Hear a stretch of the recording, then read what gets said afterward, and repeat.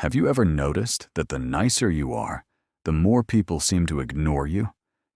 You respond quickly. You say yes. You stay understanding. You avoid conflict. You don't want to be difficult. You don't want to be that person. And yet, somehow, you're the one people cancel on. You're the one who gets extra work. You're the one who gets talked over. You're the one who feels slightly invisible. And the worst part? You don't even get the respect you thought being nice would earn you. If that hit a nerve, stay with me.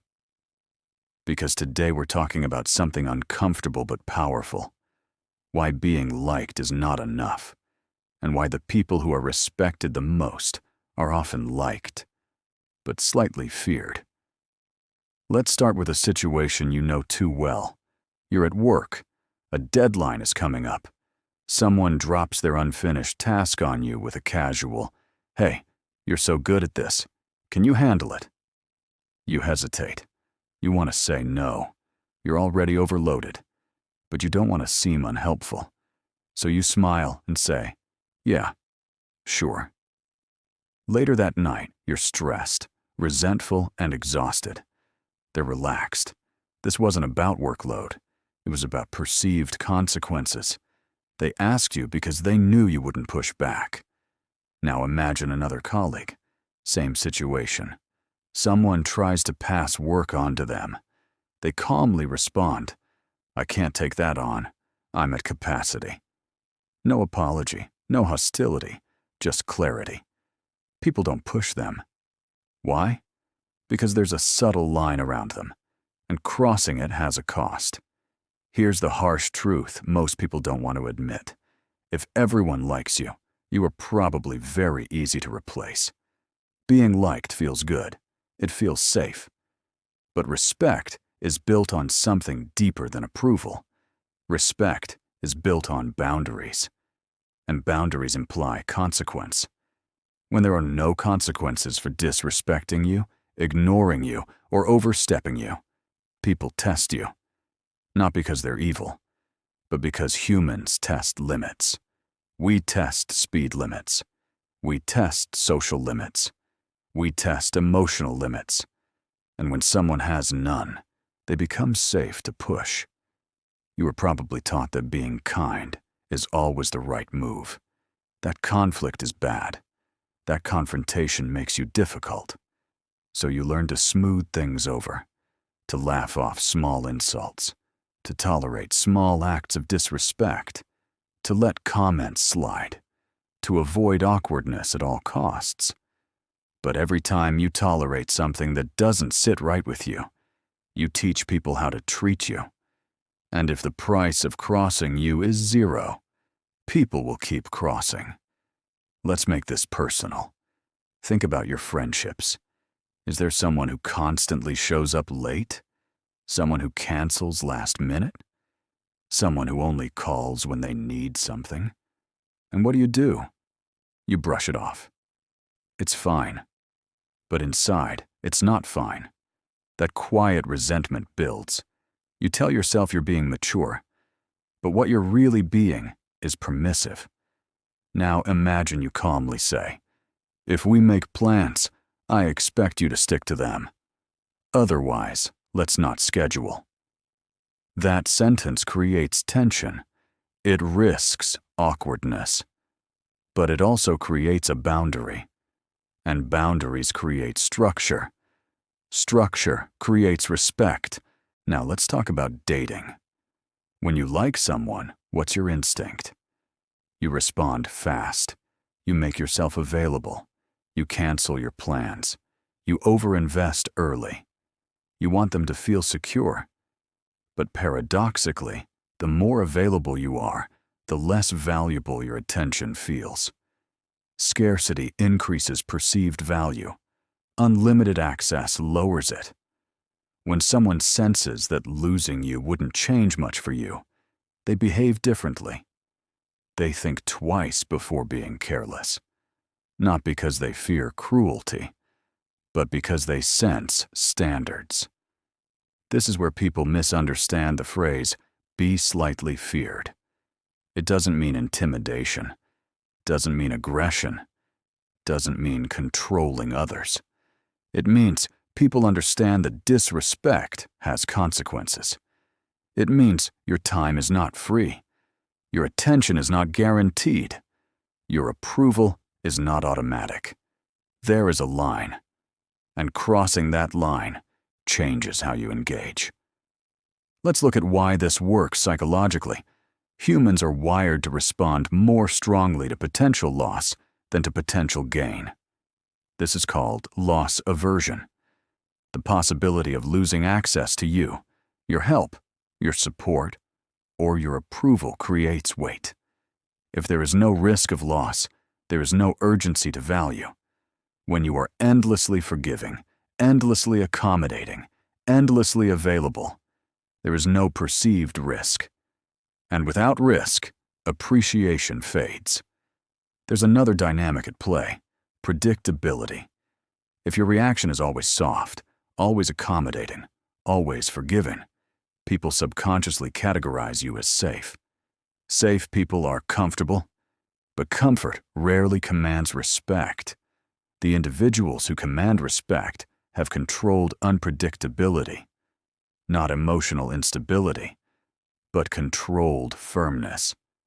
You don't know exactly how they'll respond if you cross a line. You just know it won't be passive. Now here's where it gets uncomfortable. Many people avoid being slightly feared because they fear rejection. They fear being disliked. They fear conflict.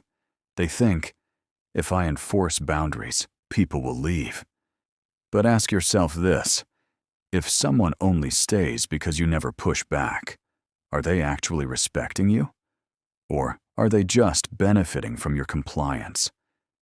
There is a difference between being valued and being convenient, and too many people confuse the two.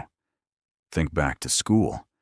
There was always one teacher everyone liked because they were relaxed and easy. And there was another teacher who was strict but fair.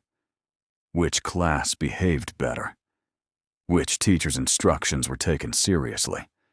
Usually, it was the one who combined warmth with consequence. The teacher who smiled but enforced rules. That balance is powerful.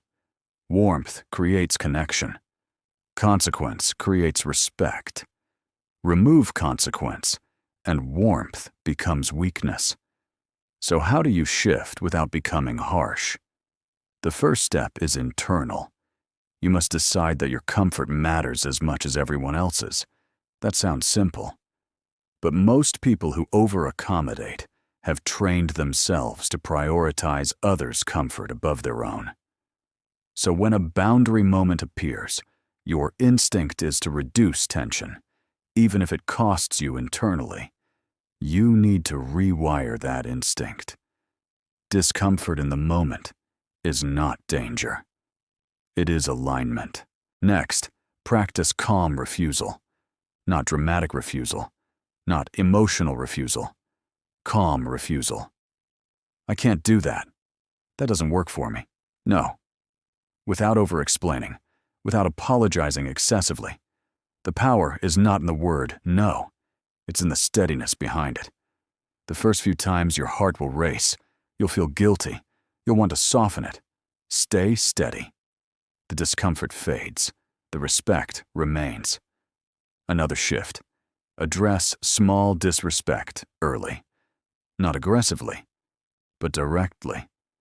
If someone makes a comment that crosses a line, say, "What do you mean by that?" Calmly. That simple question creates awareness. It signals that you noticed. You're not attacking. You're not escalating. But you're also not ignoring. Most minor disrespect grows because it goes unchallenged.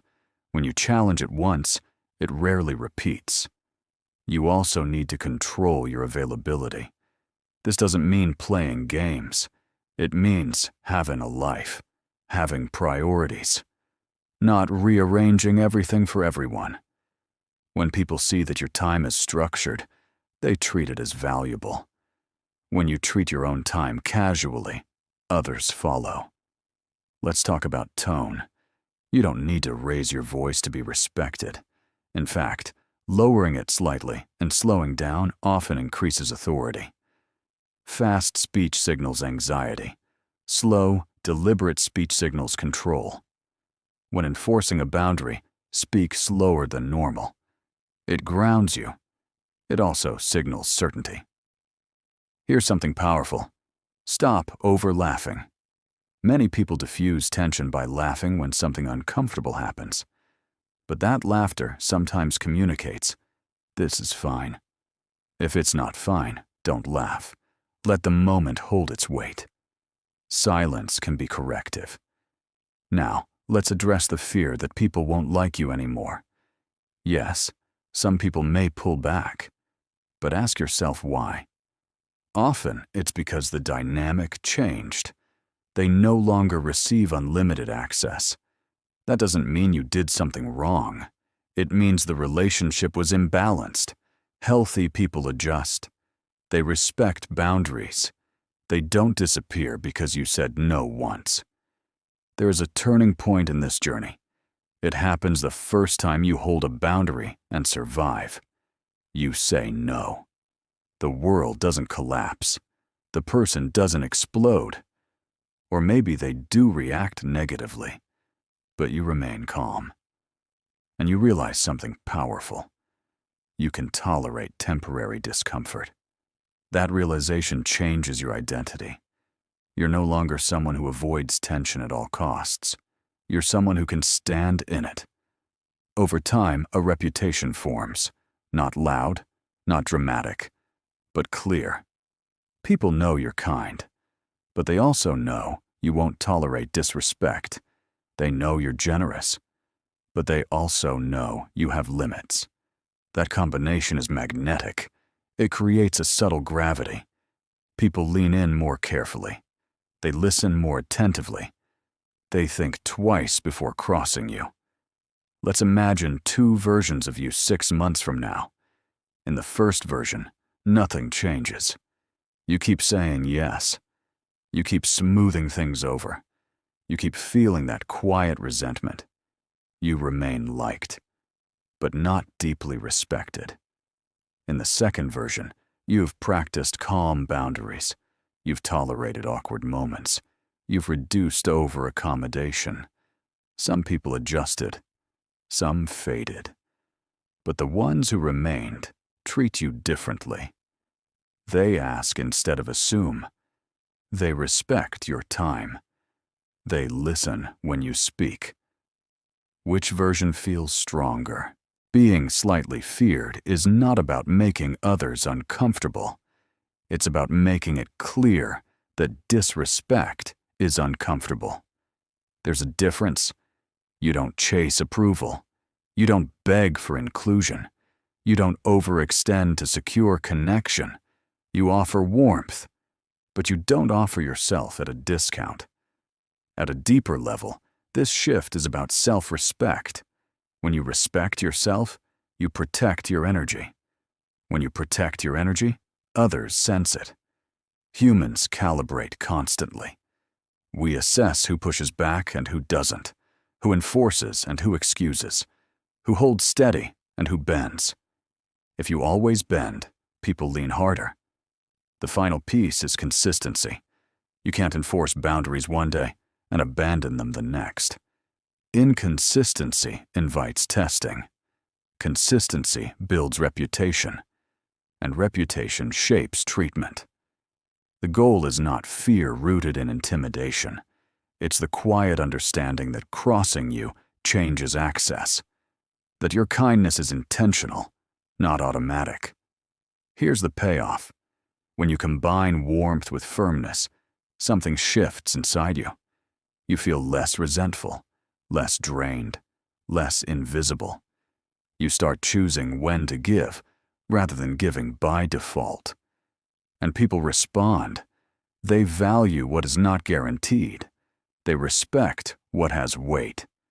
They treat you according to the standards you consistently enforce. So the next time you're about to say yes when you mean no, pause. The next time someone makes a subtle disrespectful comment, Address it calmly. The next time someone assumes your availability, correct them. Not with anger. With steadiness. Be kind. Be warm. Smile. But make it clear there is a line. And crossing that line costs something. You don't need to be feared in a dramatic way. Just slightly. Just enough that people think twice. Just enough that your presence carries structure. Just enough that your kindness feels chosen, not automatic. Because being liked feels good. But being respected changes everything. And when you learn to balance both, you stop being convenient and start being powerful.